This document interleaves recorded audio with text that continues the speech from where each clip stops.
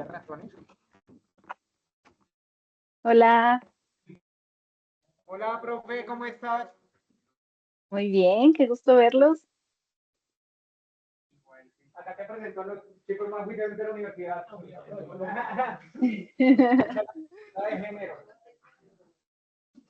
Ellos van a ser, Excelente. sí, yo creo que alcanzas a ver a todos, sí. ¿No se ven todos?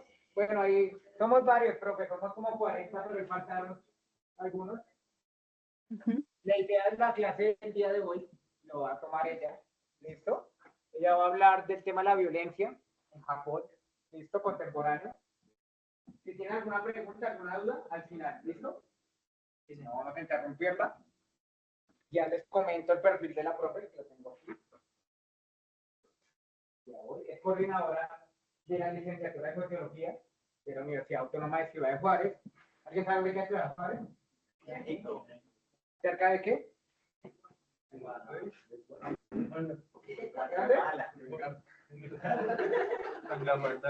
Estados Unidos, ¿listo?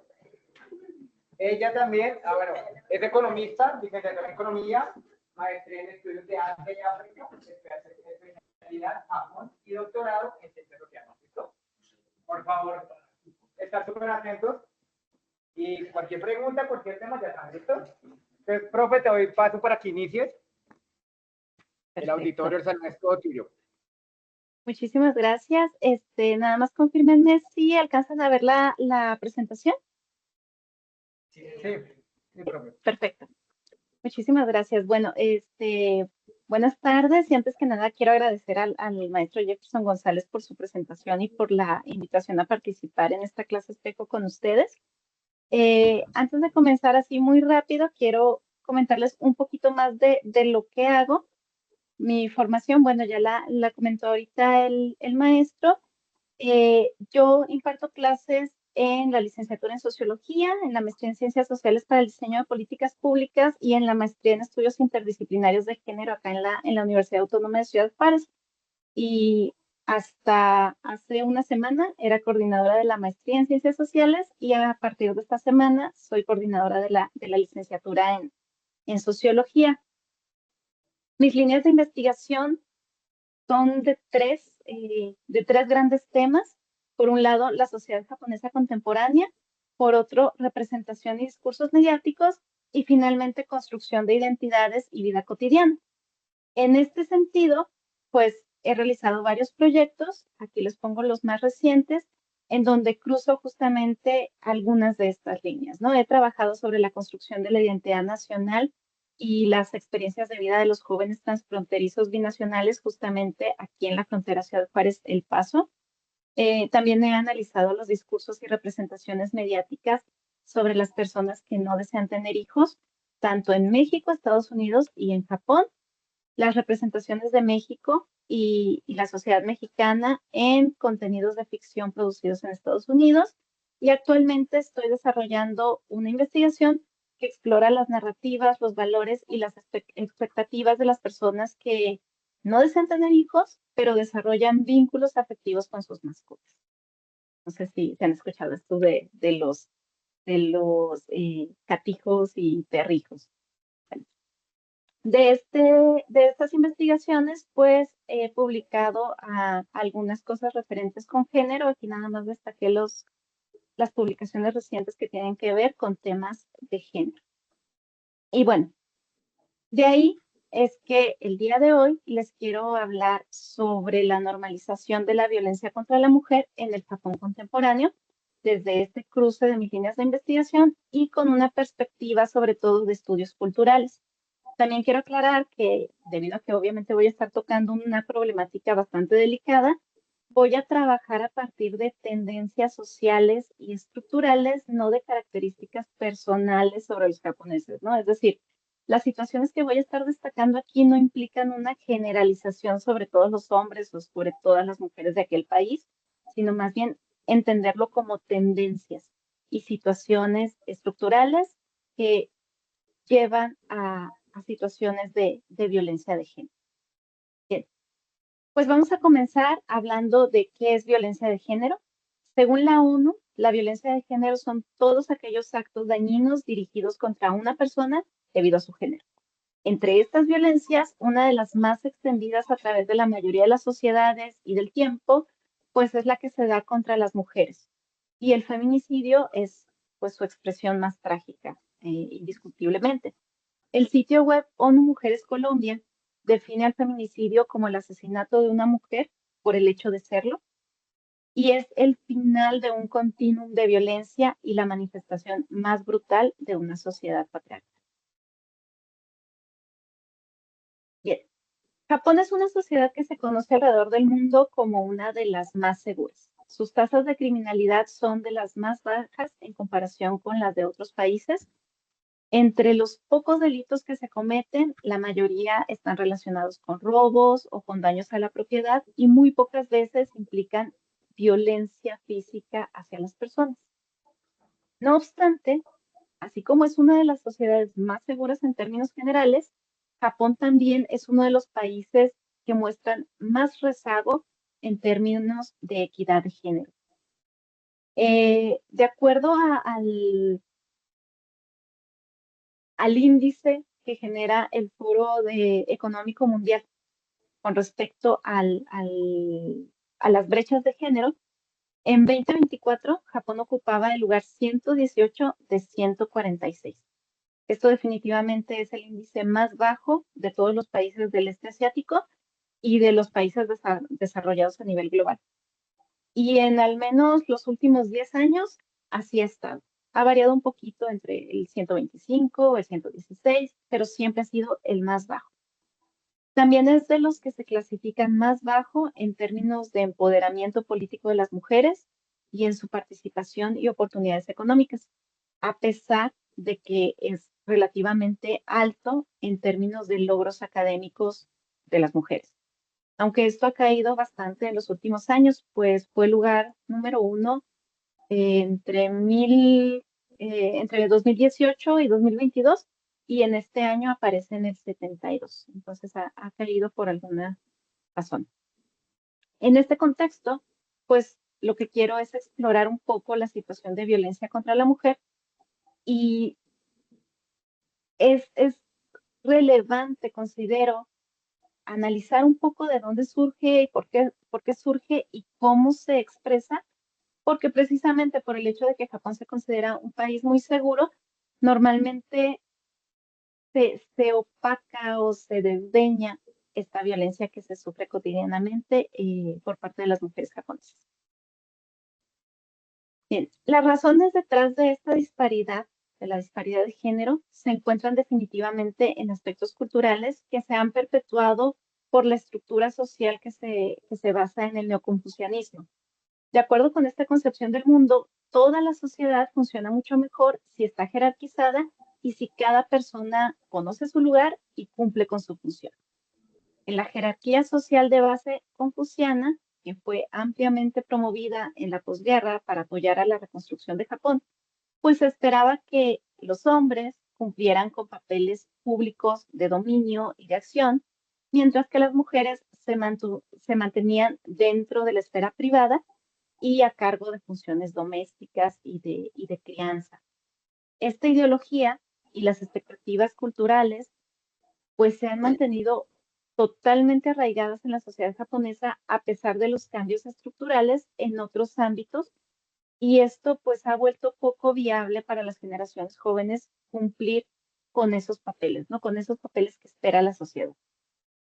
Después de la crisis financiera que vivió Japón en la década de 1990, pues cada vez son menos familias las que pueden sostenerse con un solo sueldo, con el sueldo de los hombres, y las personas solteras pues fueron por, por estas circunstancias retrasando cada vez más el momento de casarse y el momento de formar una familia.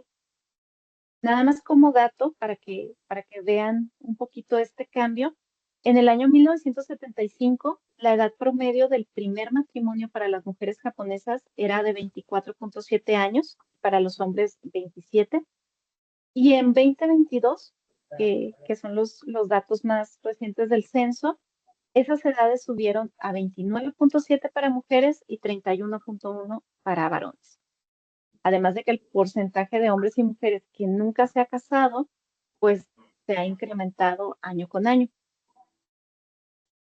No obstante, las mujeres que siguen solteras y que se dedican a sus carreras después de un rango de edad que se considera socialmente aceptable, comienzan a ser etiquetadas como perdedoras. Y las que se casan son presionadas a cumplir con la maternidad casi de inmediato.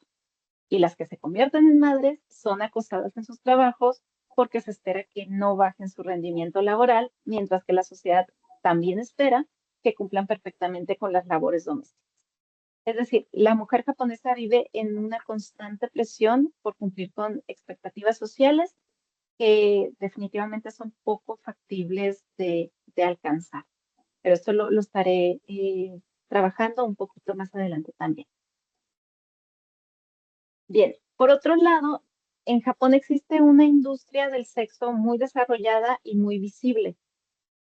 Si bien diversas encuestas seguramente les ha tocado que también allá en los medios salgan, que destacan que un gran porcentaje de los matrimonios no tienen contacto físico y que una enorme cantidad de personas solteras adultas son vírgenes, también se ha encontrado que más del 80% de los varones utiliza pornografía de forma regular y cerca del 50% de los hombres adultos han utilizado servicios de trabajadoras sexuales durante su vida. En contraste, pues alrededor del 35% de mujeres japonesas también consumen pornografía y nada más el 4% ha utilizado servicios de trabajadores sexuales. Por tanto, la industria de la pornografía, de los servicios sexuales y de compañía, así como de los llamados hoteles del amor, no ha dejado de innovar, de diversificarse, de crear nuevos nichos de mercado y de estar en todo momento presente dentro de la sociedad japonesa. Así que está bastante normalizado que los varones consuman este tipo de servicios mientras sean mayores de edad y no importa su estado civil o su estado romántico. Y poco a poco también se está desestigmatizando el consumo por parte de las mujeres. Esto es importante tenerlo en cuenta precisamente porque tiene también cierta relación con cómo se va desarrollando la violencia hacia las mujeres. Ahora, esta brecha de género y estas situaciones que les comento, pues justamente van manifestándose también en algunos tipos de violencia. Como comentaba hace un momento, Japón tiene tasas de criminalidad muy bajas. Sin embargo, es uno de los primeros lugares en tasas de homicidios de mujeres, con más del 50% de las víctimas. ¿Sí? Aquí quiero destacar que a diferencia de lo que pasa en habla hispana o habla inglesa, o seguramente en otras también, en la narrativa japonesa, tanto legal como mediática, no existe un término que tenga la connotación tan específica de feminicidio. Existe un vocablo que es onagoroshi, que literalmente es asesino de mujeres, pero es solamente de uso coloquial, es muy poco utilizado y típicamente se refiere a asesinos seriales. Es decir, no hay un reconocimiento de que existe un homicidio específicamente por el hecho de género. Las leyes distinguen homicidios en términos genéricos, distinguen violencia y crímenes relacionados con cuestiones pasionales o sexuales, pero no un reconocimiento a la situación de que una mujer pueda ser víctima simplemente por el hecho de ser mujer. De hecho, en un reporte que entregó Japón a la Oficina de Derechos Humanos de la Organización de las Naciones Unidas, respondiendo acerca de qué estaba haciendo el gobierno con respecto a la violencia contra las mujeres, se observa que en el desglose de datos solamente se distingue entre homicidios de mujeres por parte de sus parejas, pero no se distingue como tal el feminicidio. No se tienen cifras de dónde se relacionan homicidios y suicidios como resultado de una violencia de género. Las cifras sobre la violencia contra las mujeres en Japón pues también son bastante engañosas, precisamente porque como no se tiene un seguimiento, no se tienen los términos dentro de la ley para reconocer este tipo de violencia, pues solamente nos podemos basar en estudios específicos que se han realizado en la academia. Las cifras de violencia sexual y doméstica contra las mujeres, pues han mantenido cifras relativamente bajas en términos absolutos con respecto a otros países. Un estudio encontró que entre 1972 y 1995, con el aumento de la disponibilidad de pornografía justamente, por eso se los comentaba hace rato, disminuyeron la cantidad de violaciones y de ataques sexuales. ¿Sí? Aparentemente, de acuerdo a este estudio, en 1972 había habido en el año 4.677 violaciones y en 1995, con una mayor disponibilidad a la pornografía, esa cifra disminuyó a 1.160 en ese año. Y algo similar en el caso de ataques sexuales. Es decir, existe un aparente beneficio en la accesibilidad a la pornografía como objeto para la liberación de tensión de las emociones negativas que los hombres pudieran tener contra las mujeres. Es el argumento de este estudio. No obstante, en otro estudio de la Organización Mundial de la Salud que se realizó entre 2000 y 2003, se encontró que el 13% de las mujeres japonesas de entre 18 y 49 años de edad habían sufrido alguna vez algún tipo de violencia física y que el 6% habían sufrido algún tipo de violencia sexual por parte de sus parejas. En ese mismo estudio se encontró que 5% de las mujeres habían sido víctimas de violencia física y 4% de violencia sexual por parte de hombres que no eran sus parejas, incluyendo más de la mitad de los perpetradores de violencia sexual siendo totalmente extraños. Y de las víctimas, solamente el 14% buscó ayuda por parte de la policía. Asimismo, entre 2000 y 2009 hubo un promedio de 2.178 violaciones a mujeres reportadas anualmente y 8.396 casos reportados de indecencia forzada. En 2014, la incidencia de violaciones fue de menos de una persona por 100.000, pero nuevamente se detecta que menos del 5% de los casos son reportados. Para dimensionar estas cifras, pues basta poner el ejemplo de México, desgraciadamente, que en los últimos años ha tenido un promedio de 80.000 violaciones anuales y más de 1.5 millones de delitos sexuales. Entonces, en términos absolutos, sí, Japón pensaríamos que tampoco tiene un problema grave de violencia contra las mujeres. Sin embargo, pues como comentábamos, la tasa de homicidios es baja, pero más de la mitad de las víctimas son mujeres, ¿no? En un reporte de 2019 que entregó Japón a la ONU se distingue que entre el 2015 y el 2018, del total de casos de homicidios por parte de un miembro de la familia, más de la mitad fueron víctimas mujeres. Y entonces, definitivamente las mujeres siguen teniendo más incidencia como víctimas en la poca violencia que existe en Japón. Para comprender los patrones de violencia hacia la mujer y su escalada hacia crímenes graves, pues podemos partir de 4 tipos que son más comunes de lo que las estadísticas dicen y que se deben a cuestiones culturales y estructurales.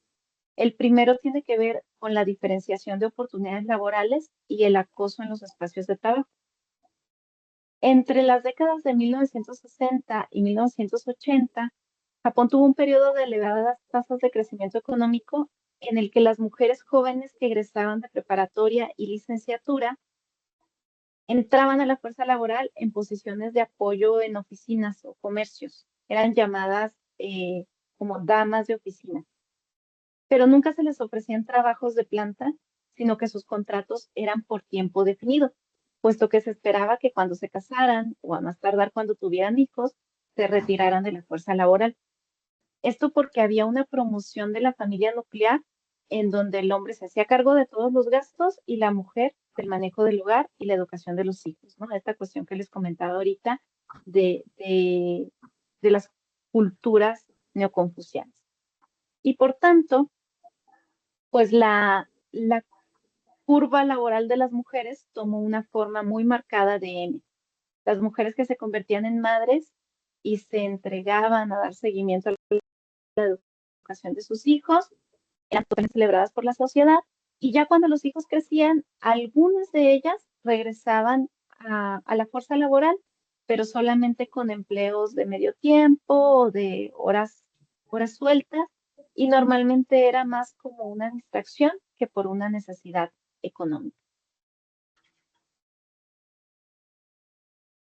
Sin embargo, a la larga, estas expectativas dejaron de resonar con las aspiraciones de muchas mujeres japonesas que comenzaron a retrasar la edad de matrimonio y de maternidad o a renunciar completamente a estas dos situaciones. Y esto, pues obviamente, impactó en la tasa de natalidad. En los empleos comenzó a notarse el hostigamiento que recibían las mujeres que no se casaban antes de llegar a los 30 años. También el hostigamiento hacia las madres que seguían trabajando, puesto que pedían permisos más seguido o no podían quedarse tiempo extra como sus colegas. Y todo este tipo de hostigamiento y de acoso comenzó a dispararse. Y ante esto, desde el 2012, el gobierno japonés ha tratado de implementar medidas que buscan, por un lado, mantener a las mujeres en la fuerza laboral para tratar de achicar la brecha de género, y por otro, promover que se casen y que tengan hijos, dando facilidades en todo lo que tiene que ver con las prestaciones de maternidad.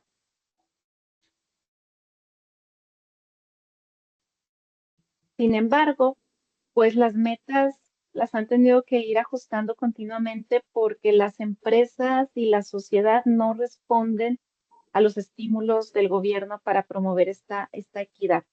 En, en los últimos años, en el 2020, si no mal recuerdo, se hizo un corte de las primeras metas que había puesto el gobierno al respecto, y se habían dado cuenta de que solamente una gran corporación japonesa había incluido a mujeres en puestos ejecutivos o directivos, y todas las demás no se habían interesado en los estímulos fiscales y económicos que había implementado el gobierno. Entonces, cambiaron un poquito la forma de incentivar a las corporaciones y les pusieron como requisito tener al menos una mujer en puesto ejecutivo por compañía y aumentar a 30% las mujeres en puestos ejecutivos en todas las empresas.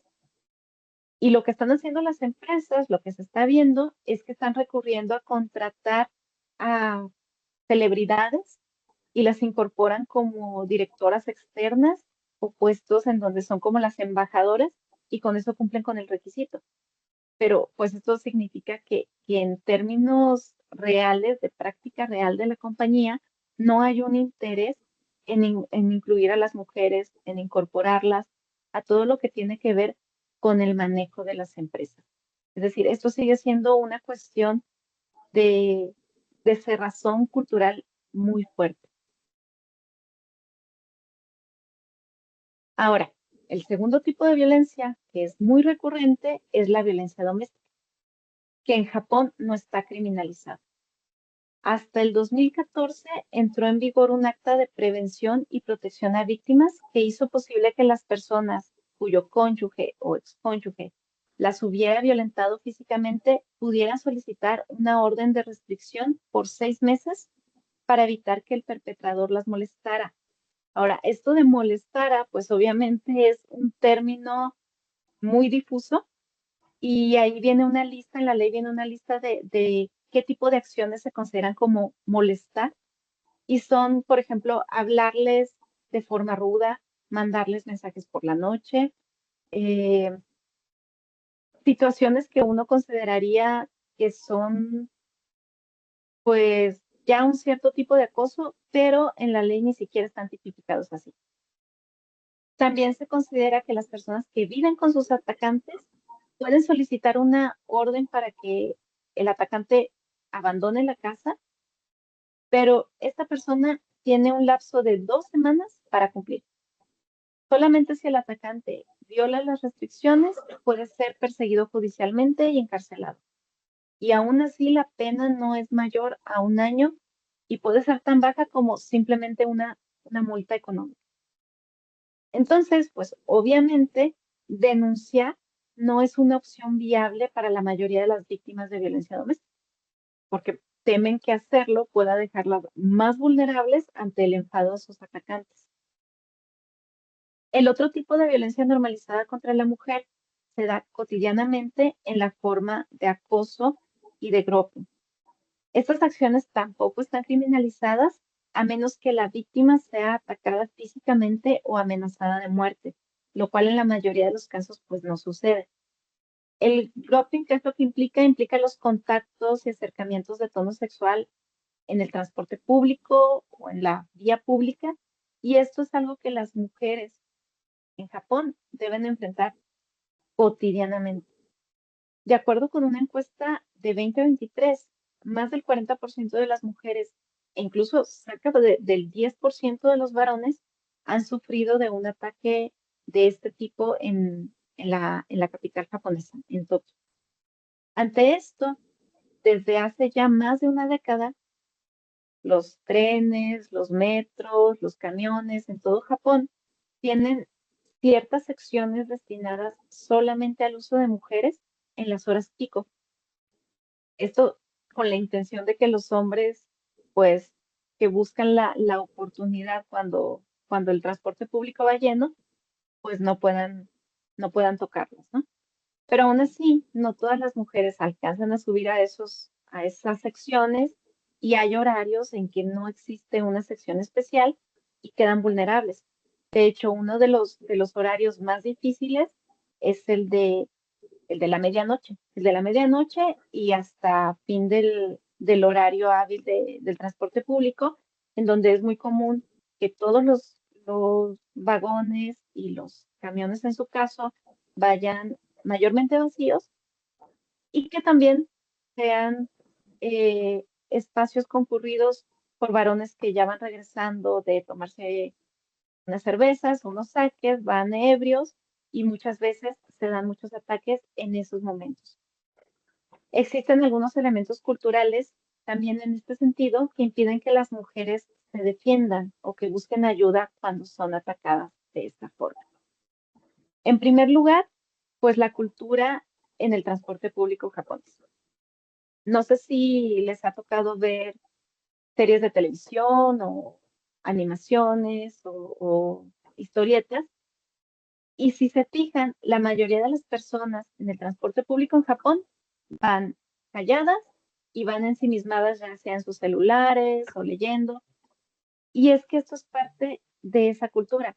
No se espera que las personas hagan contacto visual con otras, no se espera que las personas hagan ruido, vayan conversando. Eso se considera de mala educación.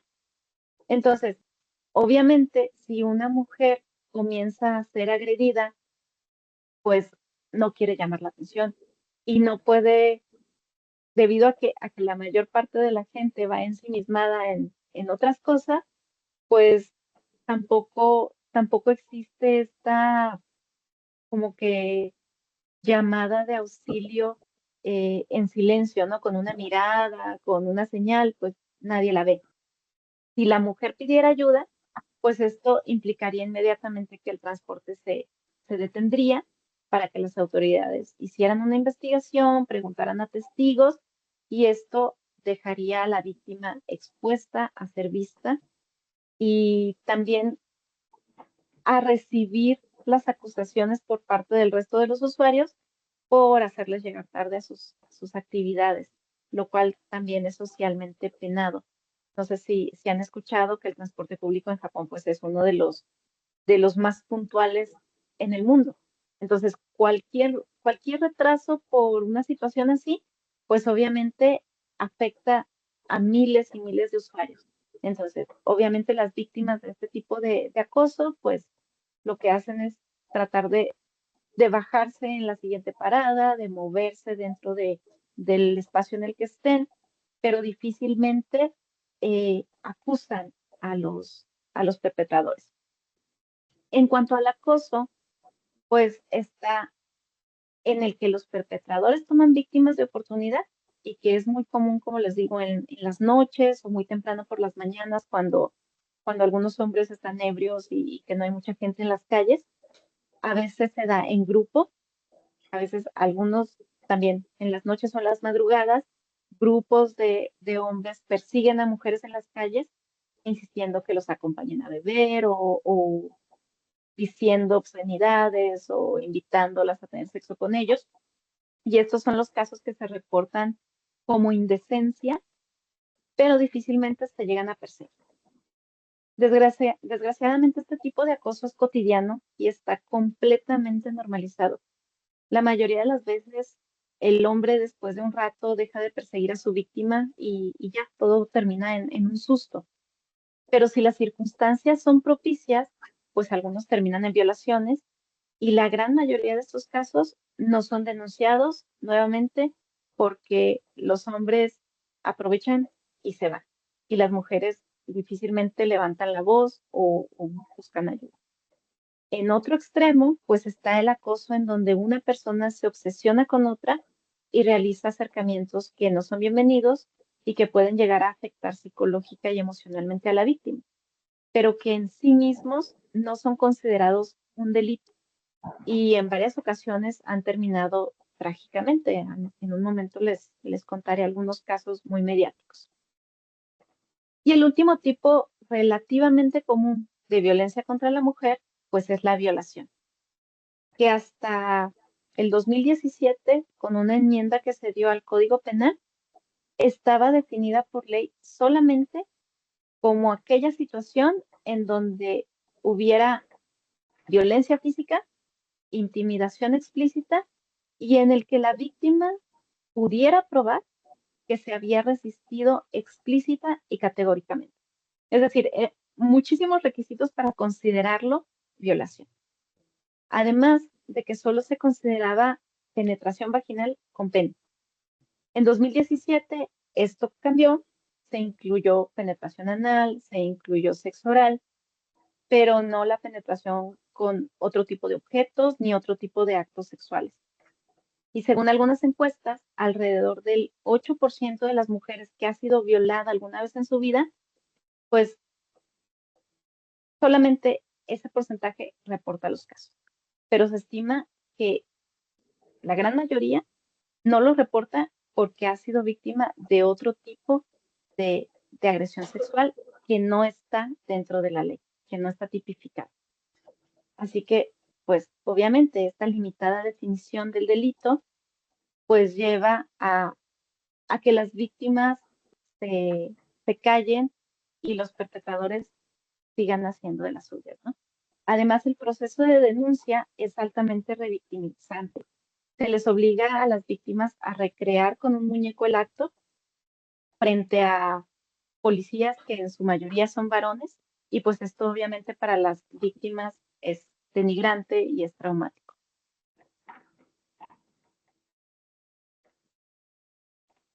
Entonces, como se ha mencionado, pues el patrón más común de la violencia contra la mujer en Japón es el siguiente. El perpetrador suele ser pareja, expareja o alguien que se ha obsesionado con su víctima.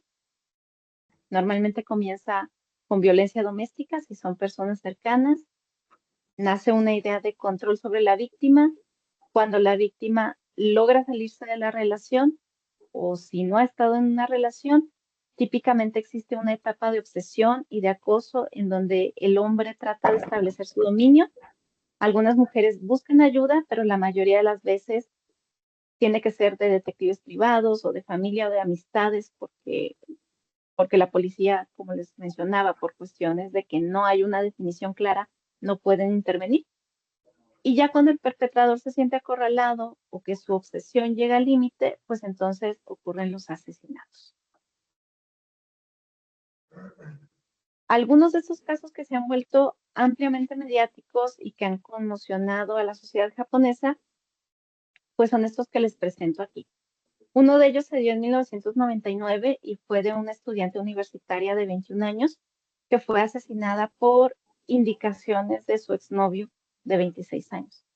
Cuando ella conoció al hombre, este le mintió diciendo que tenía 23 y que se dedicaba a vender bienes raíces. Y en una de las citas le empezó a regalar cosas, objetos caros. Ella comenzó a sentirse incómoda con los regalos y con la actitud de él cuando trataba de rechazarlos. y en varias ocasiones le gritó públicamente por no querer recibirlos y comenzó a acosarla con llamadas telefónicas. Ella terminó la relación, pero él pues no aceptó esto y la joven encontró que en su habitación él había colocado una cámara a escondidas. Al confrontarlo, la atacó físicamente y amenazó con hacerle daño a su familia si ella no aceptaba continuar la relación. Cuando ella volvió a terminarla, el hombre envió a otras 3 personas a amenazar a su familia y los padres de la víctima fueron a la policía, pero la policía culpó a la joven por haber recibido los regalos, o sea, como que había incitado a esta obsesión.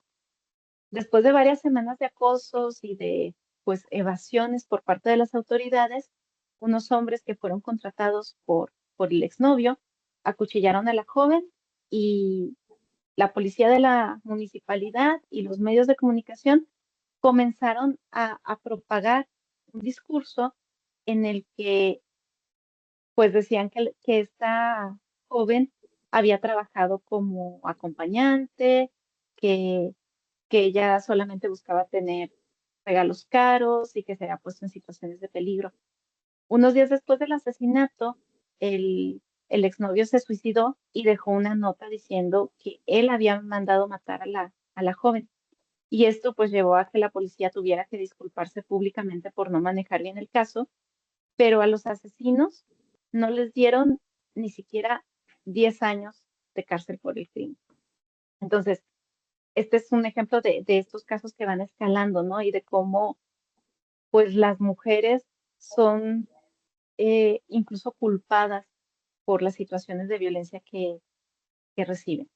Otro caso similar se dio en 2013, cuando un joven de 21 años asesinó a su exnovia de 18, luego de haberla también acosado por varios meses y amenazado de muerte por correo electrónico. Cuando recibió estas amenazas, la joven junto con sus padres fueron a la policía, pero la policía no hizo nada porque pues el hombre no le había hecho nada físicamente, entonces no podían actuar y fue asesinado. El joven entró a la casa de la chica, se escondió por horas hasta que la joven volvió y él atacó, la acuchilló, escapó y después el perpetrador fue aprendido, confesó el crimen, pero solamente recibió una sentencia de 20 años. Entonces, como ven, también las sentencias son bastante bajas para, para hacer asesinatos de este tipo. En 2023 se dio el caso también de una mujer de 38 años que fue apuñalada docenas de veces por su exnovio, luego de que ella hubiera acudido también a la policía múltiples veces para buscar ayuda ante el acoso que estaba recibiendo. Y la policía, igual, conforme a la ley, pues solamente había dado amonestaciones al perpetrador, pero no podía actuar, no podía poner algún tipo de guardia para la mujer y pues esta fue asesinada. Entonces, como ven, existen muchos casos de este tipo y mucho tiene que ver con la falta de tipificación que existe del feminicidio en las leyes japonesas.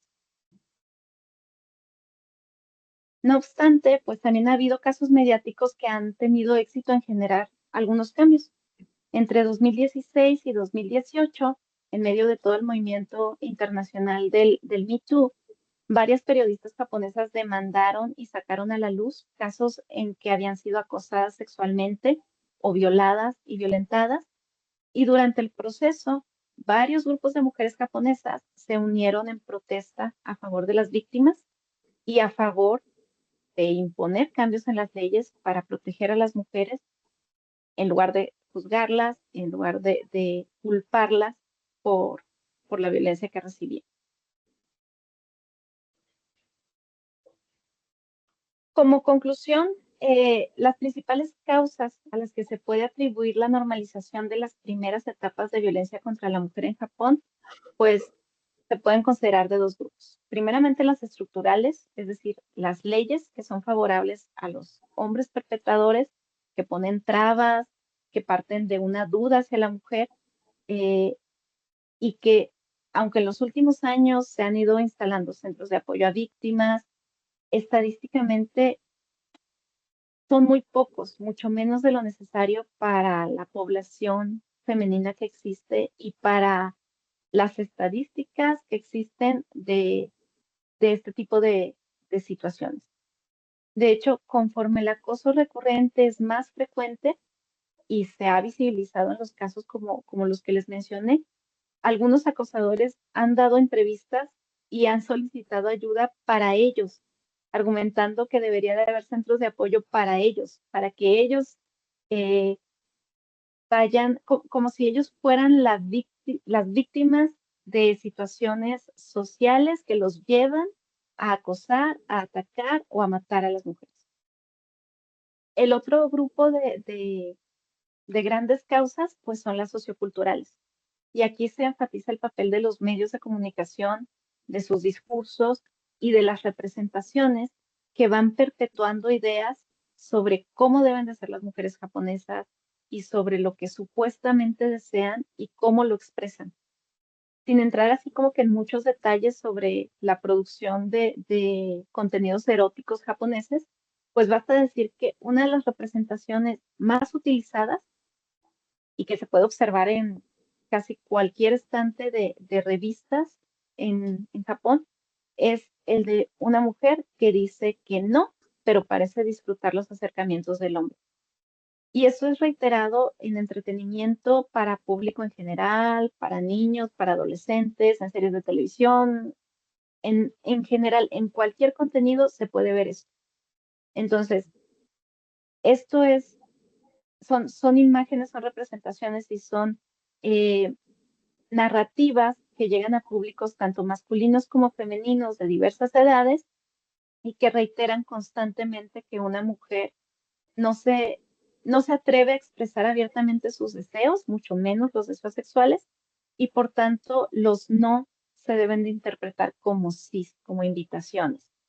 Y pues de acuerdo con las representaciones hegemónicas, las mujeres que se presentan como más atractivas, como más femeninas, son aquellas que dejan que los hombres tomen el liderazgo en todos los contextos de interacción y se romantiza la agresividad masculina, ¿no? Entonces, si tanto hombres como mujeres son constantemente alimentados con estas representaciones y con estos discursos, pues es difícil que un hombre entienda que un no en la vida real significa efectivamente una negativa.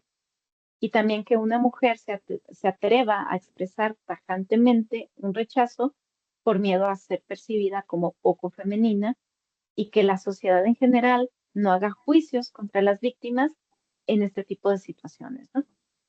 Entonces, pues es necesario comenzar a desnormalizar la violencia hacia la mujer desde espacios cotidianos, desde espacios banales, desde los medios de comunicación, para que las medidas que se toman a nivel estructural, como estos cambios lentos en las leyes, pues vayan teniendo un efecto y los números de violencia contra la mujer en Japón vayan disminuyendo. Y bueno, pues con esto quiero terminar y dejo abierta la conversación. Muchas gracias. Gracias, doctora Yunuen, por la exposición. Creo que el tema de la violencia es algo fundamental de estudiar, y más en temas de estudio. Obviamente, cuando hablamos de género, no solamente las afectadas o las víctimas son las mujeres, como lo hemos mencionado, también hay hombres. ¿Sí? Pero en el caso contemporáneo, como lo menciona la doctora, tiene mayor prevalencia hacia las mujeres. ¿Listo? Preguntas, comentarios, dudas. ¿Quién tiene una pregunta? ¿La gente mío? Sí. ¿Dale? Porque hay una pregunta, profe. Bueno, algo es importante, pues que en este ejercicio comparado es muy interesante ver que en Colombia es, pues, es bastante diferente, contamos con una cultura, por supuesto, totalmente puesta, pues aquí los medios de comunicación que ahora cuentan con bastantes movimientos feministas pues esto generará mi pregunta más adelante, pero sí quisiera hacer énfasis en que aquí los medios de reporte de delitos contra la mujer son, pues, por supuesto, mucho más fuertes. De hecho, hay líneas de las autoridades específicas para la mujer, está la línea púrpura, están sistemas distritales de cuidado orientados a la mujer, donde, por supuesto, le dan un valor y la reposicionan, donde le dan una posición diferente históricamente. Y también es importante ver que, pues nada, aquí los movimientos sociales van mucho más hacia la mujer realmente y hay un fortalecimiento de su identidad y pues esto por supuesto les da mucha seguridad. Por ejemplo, el día del día de ayer lastimosamente se descubrió que el asesinato de una niña muy pequeña acá en Colombia. Y esto, por supuesto, conmocionó y paralizó no solo las redes sociales, los medios de comunicación y todos los entes políticos y gubernamentales se enfocan en estos asuntos. Mi pregunta va dirigida particularmente a estas estrategias que tienen pues, los gobiernos. En ese sentido, ¿hay movimientos feministas en Japón? Sí, sí existe. Como les comentaba ya ahorita al final, a partir del 2020 más o menos, comenzaron algunos movimientos, sin embargo, pues bastante incipientes en comparación a lo que se ha visto en otras partes del mundo, ¿no? Con lo del Me Too, desde el 2018 más o menos, sí comenzaron a movilizarse las mujeres. Ellas mismas desarrollaron un hashtag que se llama With You, se pone With You, en donde ellas justamente las que eran víctimas de violencia doméstica, las que habían sido víctimas de violaciones, se unieron a las periodistas y a las celebridades que levantaron la voz en Japón, exigiendo esos cambios, ¿sí? Pero, nuevamente, en los 60 hubo un incipiente movimiento feminista que no pasó de unas cuantas marchas y desapareció, ¿sí? No había habido otro hasta 2016-2018 y luego en 2020, cuando por la pandemia otra vez como que hubo un pico de situaciones de violencia doméstica, pero no llega a ser arraigado. Y creo que mucho de esto tiene que ver nuevamente con, con toda la presión social, con toda la presión de, de que las mujeres no deben de levantar la voz, de que las mujeres no deben de incomodar a los demás. Entonces, por ejemplo, pensar en marchas como se dan, me imagino allá en Colombia, como se dan aquí en México, en donde las mujeres salen a marchar y eh, tapan totalmente vialidades, en Japón es impensable. Las marchas, simplemente estas marchas que les menciono del 2018 con lo del Me Too y el With You, eh, se dieron en espacios como parques, en espacios abiertos, en donde no incomodaban a nadie. ¿Sí? Entonces, como que parte de esta necesidad social de la mujer de adaptarse a las necesidades de los demás, de poner como prioridad las necesidades de los demás, es lo que ha impedido que los movimientos feministas japoneses realmente se arraiguen y consigan resultados. Gracias. Dale, gracias, profe. Otra pregunta, comentario, duda. Pero te toca acercar. Dale, muchachas, te escuchar. Pues, mi pregunta va relacionada sobre el tema de la educación.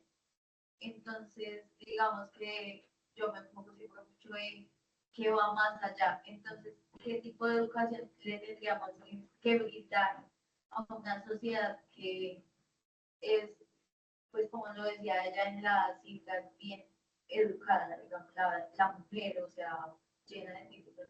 ¿Qué es la educación que le tendría que dar a ellas para que se genere como esa identidad propia hacia el cuidado de la mujer, digamos así, en cierta parte? A ver si alcancé a escuchar bien porque se veía medio cortado. ¿Qué tipo de educación se requeriría para hacer un cambio en esta cuestión identitaria de la mujer? Sí, sí, profe. Pues yo creo que definitivamente la educación tendría que ser desde los contenidos de la educación básica, porque desde los contenidos de la educación básica en Japón se pone énfasis en una distinción de roles de género.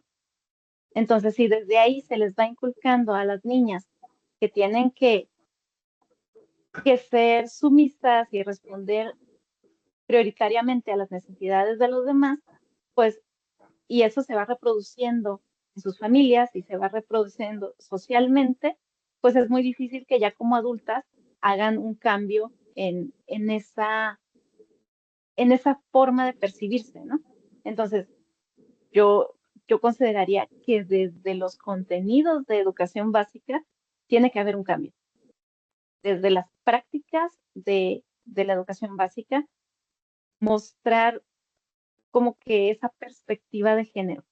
Sin embargo, en el caso japonés no se ve. O sea, el Buró de Equidad de Género que se implementó en 2001 se ha enfocado más que nada a espacios laborales. No se ha interesado en hacer cambios desde inicio, ¿no? Desde la educación, como tú mencionas. Y esto también es histórico. O sea, a inicios del siglo XX, cuando Japón se abrió al mundo e implementó pues un sistema educativo similar al de Europa y al de Estados Unidos, también había como que eh, clases específicas para mujeres y clases específicas para varones, además de los contenidos que todos los niños debían de conocer. Entonces, Japón tiene una larga tradición de hacer esta distinción de género. Así que para romper esa ideología de género, pues se necesita como que mover esas estructuras, ¿no?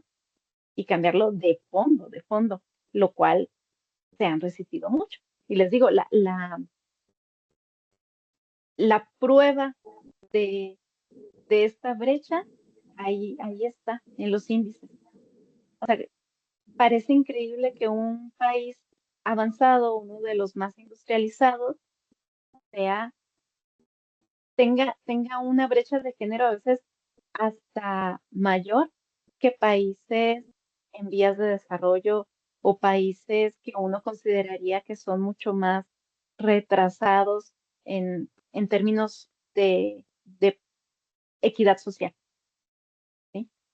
O sea, están por encima de algunos países de Medio Oriente que uno consideraría que tienen mucho más una ideología de género eh, tradicionalista, tienen una menor brecha que Japón. Entonces, pues para mí sería eso, una educación desde la educación básica, pero que no han hecho y que difícilmente veo que lo vayan a hacer pronto. Dale, profe. Última pregunta, ¿alguien?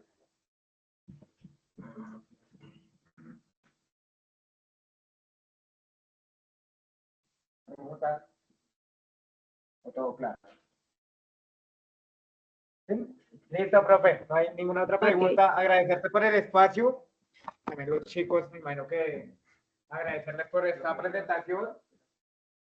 Dime, se me iba a qué pena, profe. Entonces, agradecerte por todo. Me puse nervioso. Entonces, pues, agradecerte acá por el espacio. Ahí también les compartiré el contacto tuyo, el correo, por si Claro están que sí, interesados en profundizar el tema. Una maestría en otro país también, o claro estudiar que en sí, otra universidad. ¿Listo? Pues claro agradecerte. que sí. Ahorita en un ratico me vuelvo a contactar contigo y muchas gracias por todo, profe. Estamos en contacto. Un gusto, bonita noche. Chao. Bye. Dale.